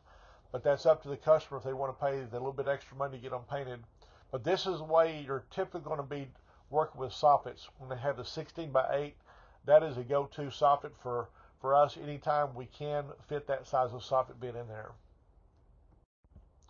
Now here's the NFA or net-free area of numerous intake passive vents. Again, the 16 by 8 that we were talking about a minute ago, that's the 56 NFA. The ones that are half that size, that's the 16 by 4 is 26 NFA. We can also do 16 by 6, which are not very common. But then you've got the vented soffit panels. The NFA on that varies. You got to look at what the manufacturer says on that. The middle one down there, the continuous soffit panel, again, that varies greatly. You got to see what the manufacturer says the NFA is per running foot. And then on the right-hand side, you got the shingle over intake vent, and that's 9 NFA inches typically per linear foot. But when you think about the one on the far left side, the bottom, the vented soffit panels, those can only be installed by someone that's really good at doing the vinyl siding. We have a company that works all of our vinyl siding jobs for us. I don't do any vinyl siding. We've got our people that do everything else, but when it comes to vinyl, you need to have someone really good so it lasts a long time and is properly installed. So I highly recommend getting someone that's good at siding, because if someone puts the improper, supports on the siding, since it's up there in the soffit, they can end up falling down, and it can be a kind of a nightmare trying to get it back up there and get it where it stays. So I recommend using a really good siding company to do that. So let's talk about what it takes to install the intake ventilation. Unfortunately, with soffit vents, it's very easy for a worker to hide the proper installation, because you're literally putting a vent on top of where the hole is supposed to be cut out for the soffit. So it's very easy to hide that with a homeowner doing a walk around, or even when you look at the home inspector, it's hard to tell if they properly cut the vent hole the proper size. So this is something we're going to see in just a minute. And by the way, this is where the old out of sight, out of mind comes from. That was from John Haywood. He said that in 1546. So people have been hiding stuff for a very long time. Hiding soffit vent installation errors is nothing new. This type of thing has been done for millennia. We're going to look at some examples where carpenters hid their shoddy work with the installation of soffit vents. And when you see this, you're going to be stunned at the type of workmanship that some people do, where they literally cover up their mistakes with the soffit vents. One of those large Plano roof jobs we did, this is one of the soffits I was telling you about, where it looks like the carpenter took a hammer and hit one time where the soffit vent goes. So he literally covered up that one hole, and that soffit vent should have 56 NFA. It's probably got about 6 because of that one hole. So this is a very, very sloppy job, whoever did that. But you can see the outline of the soffit when we removed it. That's what it looked like. But that's the type of thing we run into all the time. Somebody just get a hammer and hit it, and you'll see some other examples of the type of things we see on a regular basis as well. This is a very common type of opening we see where soffits, and you can see again the outline of where the soffit vent was.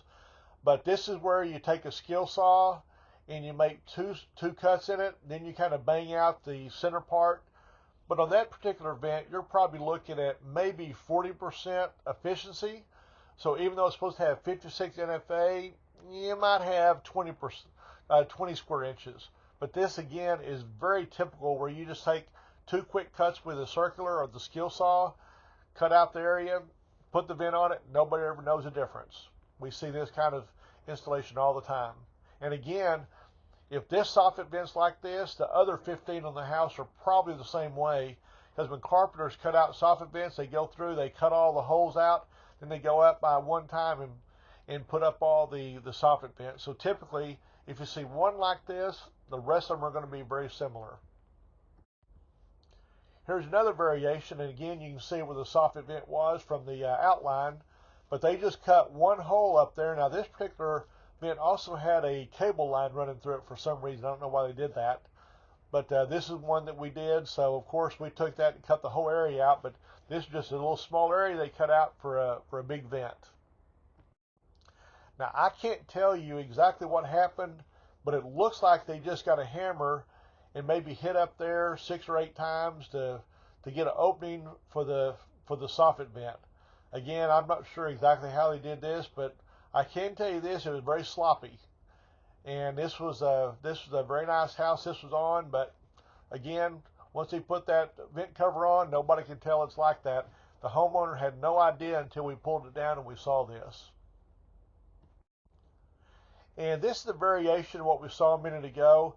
This particular carpenter, he did the 2 long cuts along the edge, and he did 2 at an angle to cut that little tiny thing out. And this entire house was exactly like this. Zip, zip, cut, cut, and he's done. And he's got that little tiny area. Now this happens to be an 18 by 6, the medium size one I was telling you about, but that's the way this particular house was done. So on this one, we ended up cutting out the full 16 by 8 with our template that I'll show you in a few minutes. And we correctly installed all the soffits, plus added the additional ones that were new, that were needed for this particular job. Now this idea is kind of novel these days, but it is, how about doing the job right? And what I've done is I've designed a way to do it right every time.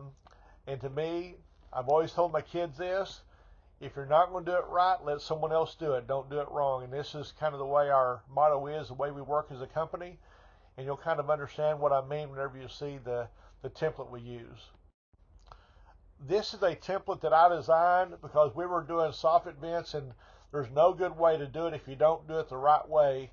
So I designed this out of angle iron where it's welded. So we literally put a screw on the right and left side of it, hold it in place, and then we cut with the saw on the inside of it, one of those oscillating tools, cut the inside of it. So every time we put a soffit vent up, it's the right size, it's straight, everything is done the correct way. And we do have little wood templates we put on the outside of the unit we screw in where those 3 holes are. So that way it goes up next to the outside fascia, and every time we put a soffit in, it's exactly straight. No question about it, because our template holds it in the right place. So this is the way we actually install our soffit vents. That way we can know that they're going to be cut out the right time. This again is an example where they use a skill saw in there, so we had to cut that whole area out. And this just shows a process of what we do. The upper photo is where we start cutting the exact area out where the template was before. We cut that out. We got a big opening. Then we put the vent up there, so it's actually getting maximum efficiency, that 56 NFA for every vent that we install on this particular size of vent, the 16 by 8. Now the other category of vents is the power vents, and this is the one that we like to use if it's appropriate for a job. Of course, we evaluate every job to see what is best for that particular structure, but the power vents is a very exciting category that we enjoy doing these because they make the customer very happy because of the way they perform. And there are a lot of differences in quality in power vents, and I'll explain those in just the next slide, some of the differences of things you need to look out for. The 2 types of power vents are either electric or they're solar. We've installed both of them. Sometimes customers want one or the other, but the electric vent, one of the reasons why I do not like to use the electric vent is twofold. Number one, every time it turns on, you're burning electricity, so it's costing you money for the life of the vent. And secondly, and really more importantly, is the electric vents are notorious for lasting 3 to 5 years. They don't have near the warranty as a good quality solar vent does, so they're not going to last near that long. And for that reason alone, once it quits working, now you've got just the area in which you've got the static or the NFA, which is not very much on that particular vent. So I personally don't like installing the electric vents because they don't last that long and they cost the customer money. And of course, if there's not previously a power vent there, electrician's got to be hired to come in and wire it in. So I am not a fan of the type you see on the left. The right vent, the solar vent, this is what I like to do if I'm going to go with power. And the reason is this primarily. Number one, if you get a good quality solar vent, they've got a lifetime warranty. In fact, the one you see on the screen does have a lifetime warranty, 100%. So if it ever burns out, whether it be the motor, whether it be the solar panel going bad, whatever it is, it's got a lifetime warranty on it.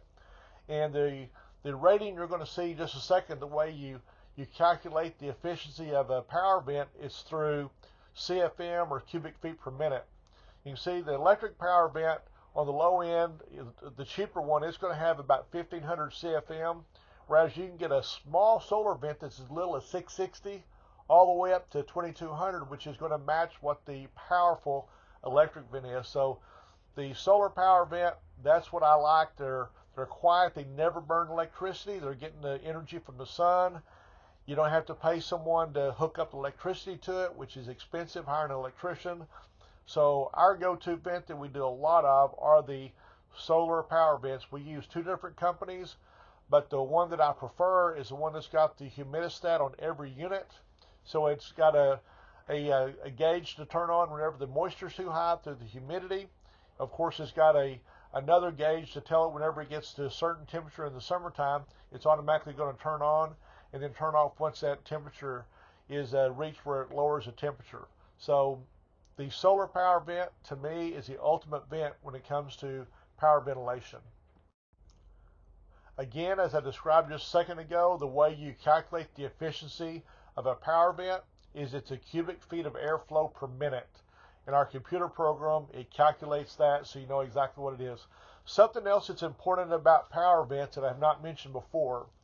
With a power vent, you don't need as much intake ventilation. In fact, if you've got a power vent, you can use 30% less intake ventilation because you've got the active ventilation being pulled up, the air being pulled up. So if you needed 20 vents, like with a regular passive system, if you've got power vents, you can cut that down by 30%. So you cut down to only 14 instead of 20 because you've got a power vent. So it saves you money on not having to get as many of the soffit vents if you're going with a power vent, whether it be electric or the one that we prefer, which is the solar power vent.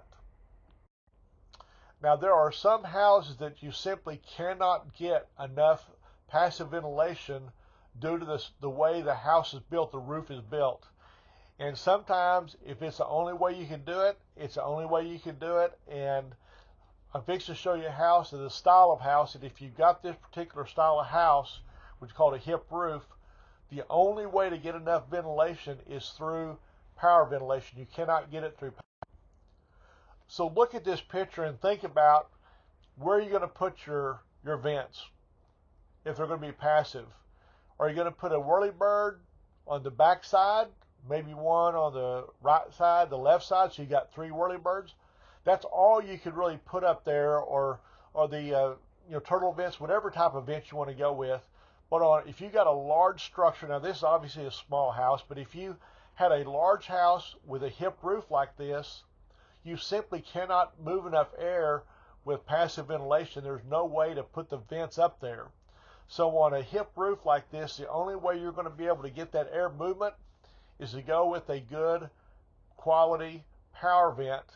And you select my computer automatically tells me how many CFM I need to properly ventilate the attic due to the calculations. So I can tell you exactly which one you need. But once you get the right one, and it can be anywhere from a 10 watt all the way up to a 65 watt, depending on what you need. You put it up there, that one vent on the back side of the house, it should do the entire house because of the way it pulls the air up through the big fans. So this is an example of not being able to use anything. And I've seen houses similar to this where they've got just a little tiny bit of a ridge. Well, the only type of ventilation they've got is a ridge vent, which is completely ridiculous, but that's what some people do. But there's no way to get enough, air movement out of a small ridge vent to be effective. So again, this type of roof, really the only way you're going to meet code is to go back with a power vent. There's another huge bonus to the solar power vents other than free energy, since you're getting the energy from the sun, and that is a 30% tax credit. So if you spend $1,000 on solar vents, when taxes come, you get to literally write $300 off the tax bill that would be going to the IRS. No other type of ventilation has a tax credit like that. At this time, pull out the form you were given at the meeting, and you'll be able to determine the amount of ventilation you currently have, as well as what's necessary to properly ventilate your house.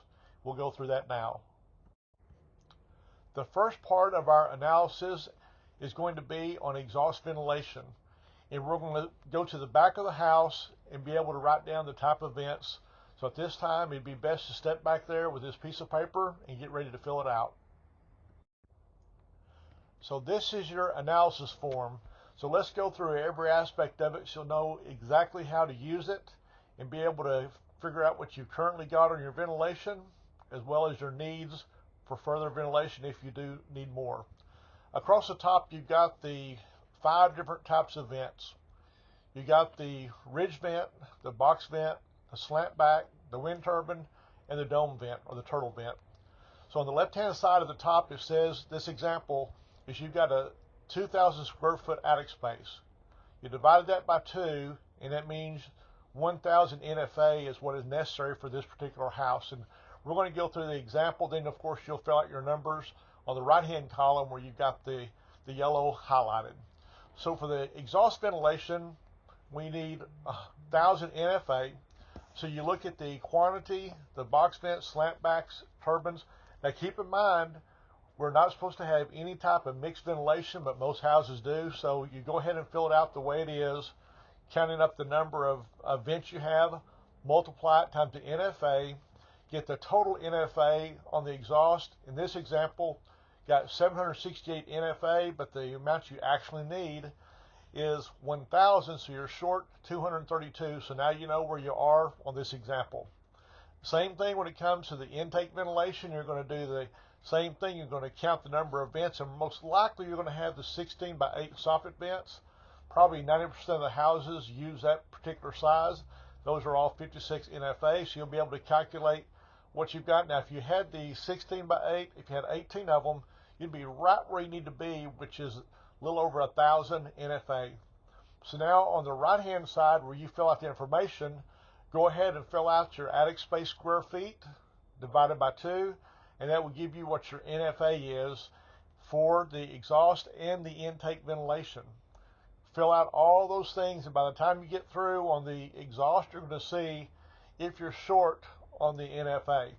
On the intake ventilation, the same thing. You need that same amount of NFA. So again, you fill out that information, and it's going to tell you how much you're short. Now, if any of these numbers, the amount of NFA short for the exhaust or intake, if those are a negative number, that means you've got more ventilation than you need. Very rare for that to happen, but that can happen. So by the time you get through doing this form, you're going to know how much you're short. And of course, then you can look at the NFA for the different type of vents, and you can see how much additional ventilation you need. Keep in mind, you need to have the same exact type of exhaust ventilation. You don't want to have a mixture like we have in the example, which typically happens. So if you're going to go with ridge vents, only go with ridge vents. If you use wind turbines, only use wind turbines. Again, if we're using static vents, my favorite is the one on the far right-hand side, which is the dome vent. Some people call it a turtle vent. It's got 144 NFA. That is the most efficient, the best ventilating product you can have for exhaust vent that is not mechanical or not a power vent. So this form will tell you exactly where you are, and then if you want any additional information on how to fix it, you can give me a call, and I can take a look at your house. I ask you to take a picture of the house. I look at the vents, and I can kind of give you an idea what the best way would be to go. At that point, you can call your local roofer, call someone you trust to go and do it. Or, of course, if you want us to take care of it, we do this all the time. We are roofers, so we can do that as well. Install the vents, cover up the vents that don't need to be used so they're not having a mixture. And we'll also make sure all the soffit vents are correct. We can install those, install new ones, correct the ones you've got, whatever needs to be done. So anyway, this should be a very good start on what you need to do. So now the next example is going to be on the intake ventilation. I've already covered a lot of it, but I do have a separate sheet to kind of walk through some of the things on calculating the intake ventilation. Remember that on the intake, it's going to be the same NFA as the exhaust. So down here on the bottom left-hand corner, you're going to put the same number down here because they're going to be equal on this passive vent. But keep in mind that if you do choose to go with the power vent or the mechanical vent, at that point you need 30% less intake because you've got a lot more of a draw since you're using a power vent. But on a static vent, you do need to have it equal. So 1,000 for the exhaust and 1,000 for the intake. Once you finish filling out the bottom right-hand corner of this, that means you will have completed the amount of exhaust ventilation that you currently have, as well as the intake ventilation you currently have. Now, some people think it's kind of overwhelming to fill out this information and do the calculation, because once you've got the calculation and know how short you are on intake and exhaust, then you need to figure out what you've got to do to bring it up to code or bring it up to where you're going to get the maximum efficiency. So this next slide will explain what can be done if you choose not to do this manual method.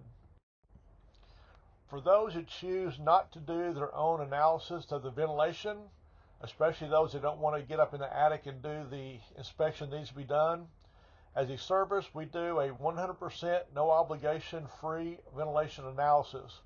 Once we give you the written exact best way to handle your ventilation system, at that point you can hire your local handyman, you can hire your local roofer. Hopefully they'll know where to install it by following our instructions.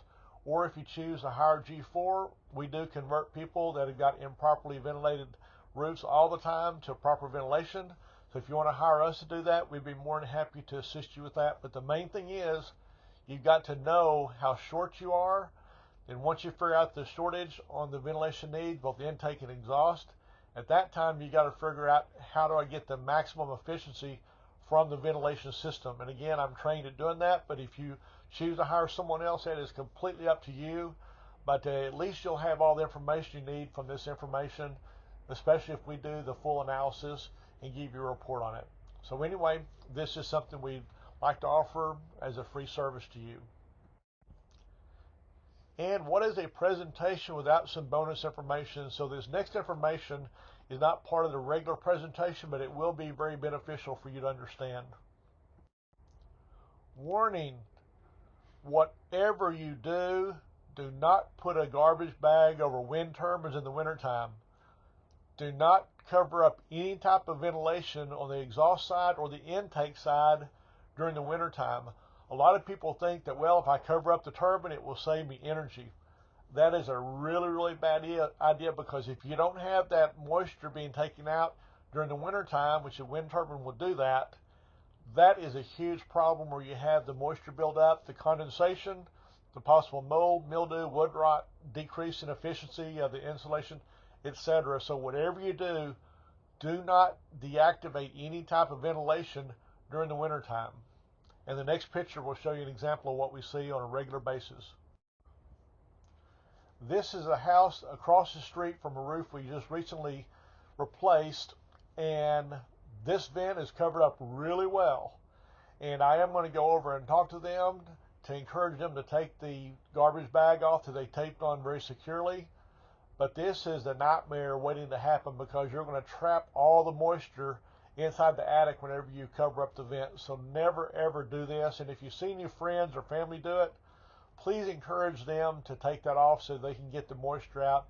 Because remember, ventilation is twofold. Number one, gets heat out in the summertime. Number two, it gets the moisture out during the wintertime. And just as a FYI, there is moisture that's built up in the summertime as well, but it's going to be brought out with the heat, so we don't really talk about it that much. But the primary problem with the condensation will be the winter.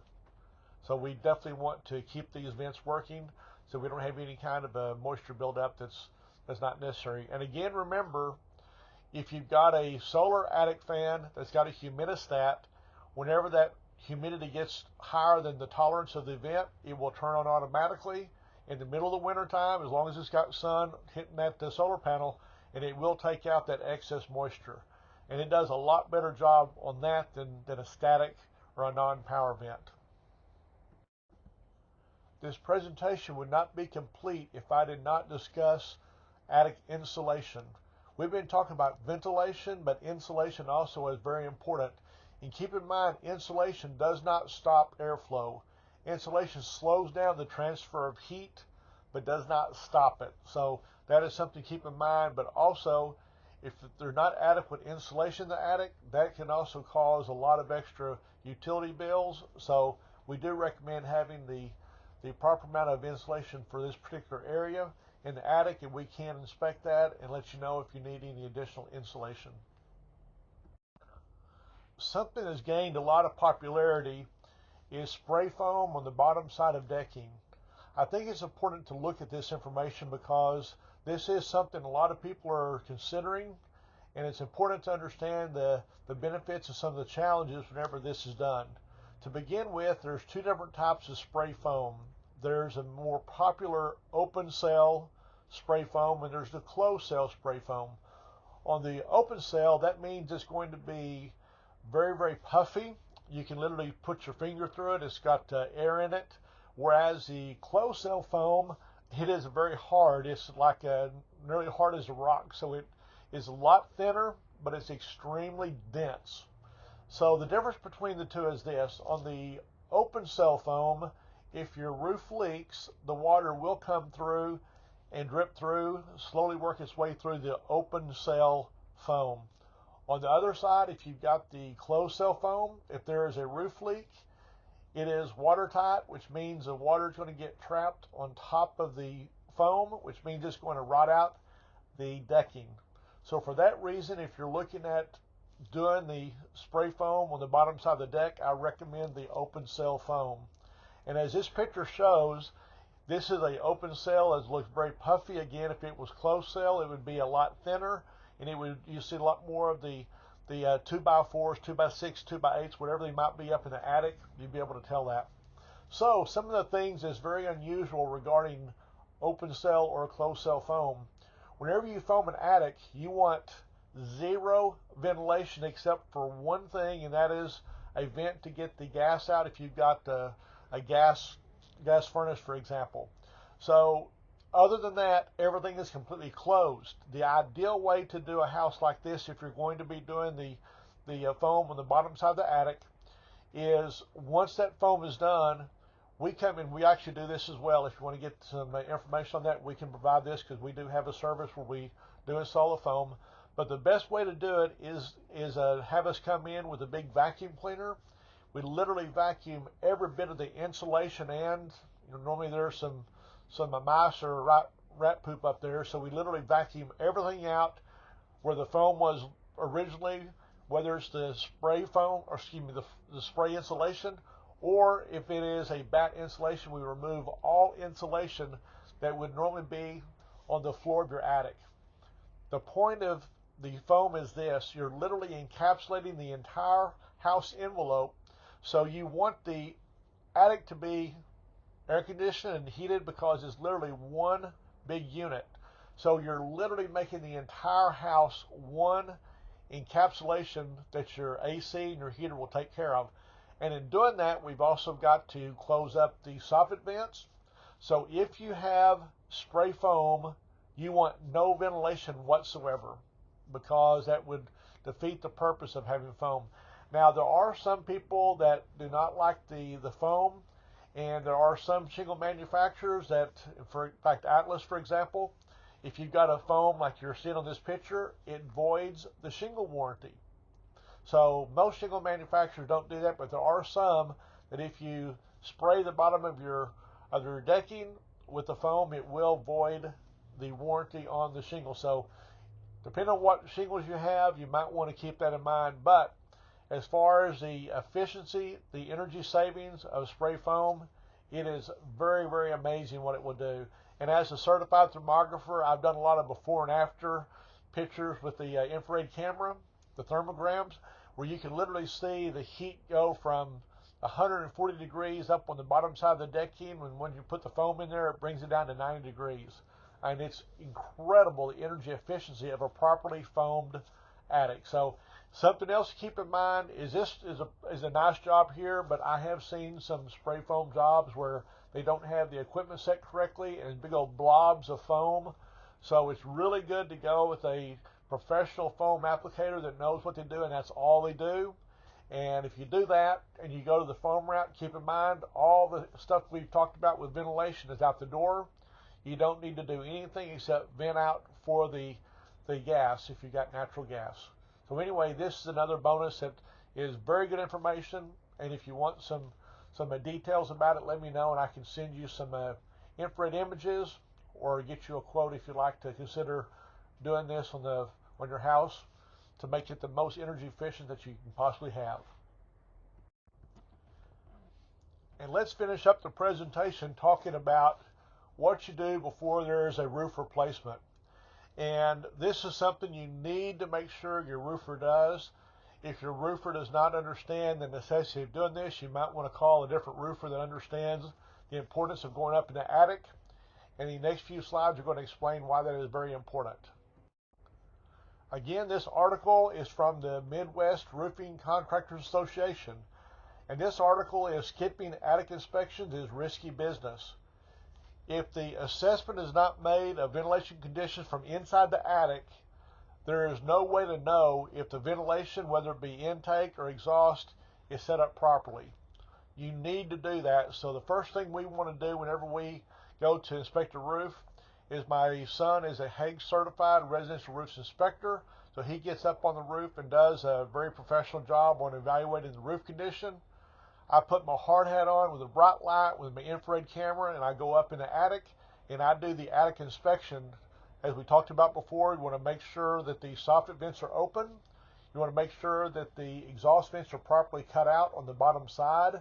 You want to make sure all the vents from the bathrooms as well as the vent hood, you want to make sure those actually go out through the roof and the properly exhaust out towards the outside. The thing you don't want to ever do, as we talked about before, is have any kind of like a bathroom vent that vents into the attic, because that produces a ton of moisture that will cause a lot of problems. So that's what you got to do. So you need to be up in the attic inspecting it before the roof work is done. That can save you a lot of problems. And in fact, the day of the roof inspection, before we actually start installing the roof, we go up in the attic, we check where the AC lines, make sure the water lines are not in the wrong place, make sure the gas lines are not going to be hit during the re-roofing process. So it's very important to do that. And then at the end of the roof job, we go back in to make sure all the pipes are still properly located. There was nothing that was put out of place, like for the hot water heater or something like that. So again, you got to get up in the attic to do a proper roof evaluation. And if your roofer does not do that, you need to ask them to go up there and check it out, or find another roofer that knows how to properly evaluate the house inside out from inside the attic whenever there's going to be a roof replacement. This first sentence you see up here is information in this article, and it says that a proper inspection of the attic is necessary to determine the proper intake and exhaust ventilation. Again, very, very important to do this so you know what you're doing as far as the roofing side, to make sure everything is set up properly, to see if you might need to modify some things. And something else I haven't talked about, but one thing you might even see from up in the attic, you might notice where there's a vent up on the roof that there is no hole cut. Some roofers will actually install a exhaust vent without any kind of hole being cut in the decking. Again, laziness causes all kinds of strange things that happen in construction, and whenever it's covered up, you put that vent up there, there's no way of knowing there's no hole cut through the decking unless you're up in the attic looking and you can see it from there. So again, that's the way it is. So this is the end of the presentation. I hope this has given you some valuable information on how to ventilate your house, how to evaluate the current ventilation, and determine what is necessary to bring it up to speed, up to code, where it's going to function properly. And again, if you want us to come out and do a free evaluation of all your ventilation system, we'll do that, give you a written report. And again, you can take that report and get anybody to do the repairs, the changes you need to have done. Or, of course, we would love to assist you with that if you'd like to hire us to do that work. So anyway, again, I'd like to thank you so much for your time going through this. And if there's anything we can do, please call G4 Roofs, and we are a storm restoration specialist company. So any type of storm that comes through, we'd love to work with you. I'm a trained insurance adjuster. I know that side of the business very well. My son is a Hague certified residential roof inspector. He knows the inspection side really well. The installers we use for a roof, it's Quick Roofing. They're like the second or third largest roofing company in Texas. I worked with the same sales rep for over 15 years. They do an excellent job. They put a 7-year workmanship warranty on all their roof works. We also provide a 7-year workmanship warranty. But the main thing that we do is we install a roof. We do free upgrades on things that are normally not done on a roof, but we have found through the years that it's better for us to build a roof a lot more sturdy, and we have less callbacks and trying to do it the standard way. So we build a roof kind of like we're doing up north, where you have the ice and snow on the roof. So we do that to prevent any kind of leaks in case there is a snowmageddon like we had a few years ago. So the way we do it is going to protect you a lot better, and we don't charge extra for that. That's just one of the things we do to make sure we have a happy customer. So the next time they need any kind of roofing, or have any friends or family that said they need a roof, they'll remember G4 Roofs. So again, Thank you for your time, and best wishes to all that you do. Bye for now.